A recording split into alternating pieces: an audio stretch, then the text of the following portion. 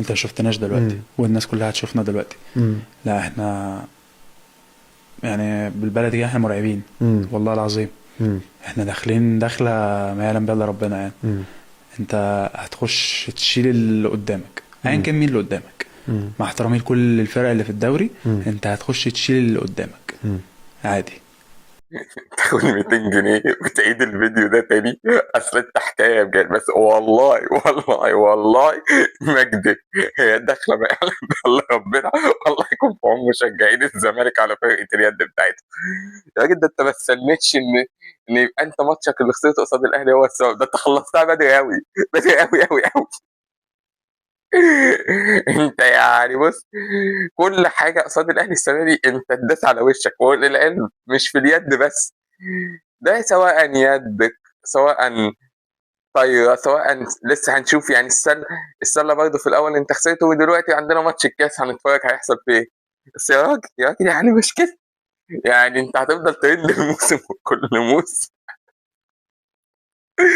لا يعني فرقه اليد امبارح في الاهلي، مبروك طبعا، مبروك لكل حاجه، حميد وديفيز وميحا وكاستيلو، لعيبه عظيمه يا جماعه. انا بحب فرقه اليد بتاعت الاهلي قوي، وكنت خايف بعد ماتسون ما مشي، وبالذات مع ان ديفيز نهى معانا قبل ما يمشي المره اللي فاتت وحش. بس لا لا لا لا والله، في حلويات في الملعب، وفي جمال من الزمالك بيخلص لك كل حاجه قبل ما انت تعمل مجهود، وهي داخله ما يعلم بها الا ربنا. بس هم ما دسوش على اي حد يعني، نقول اللي لينا واللي علينا. في نفس الوقت امبارح كان نهائي كاس مصر في الطايره، البطوله الرابعه. الاهلي يقفل اللعبه في الطايره، فاضل له افريقيا ويبقى خد كل بطولات الموسم، ويبقى انجاز تاريخي. تاريخي رغم ان الماتش اتصعب، رغم ان احنا بعد شوطين الحاله البدنيه انعكست، الاصابات الكتير في الاهلي بسيف عابد واحمد عزب سواء، فانت خسران مركز اثنين ومركز اربعه، عندك هنا لاعب وهنا لاعب تقريبا مش عارف تغيرهم طول الماتش. خروج حسام يوسف اللي تعب وما رجعناش عرفنا نفوز غير بالدكتور حسام تاني اما نزل في الكور من بعد 12 ل 15، هو عمل فيهم الصراحه تحضير ولا اروع.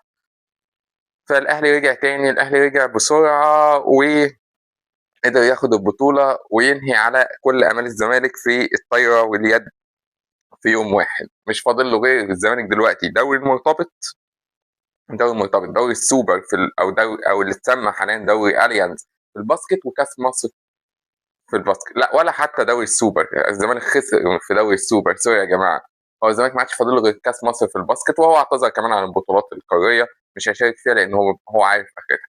ولكن بيدل على شيء، بيدل ان اللي في فريق كره القدم ده طفره وشيء نادر، وهو مش هيكمل. وده عشان حاجه واحده بس، الايقافات وكل المشاكل دي بقت منع الحمد لله مجلس الاداره ان هو يحط ايده، مع اني اتمنى ان مجلس الاداره الزمالك يحط ايده تاني كاهلاوي، لانه هيخلص لنا كل حاجه وهناخد الدوري برضه.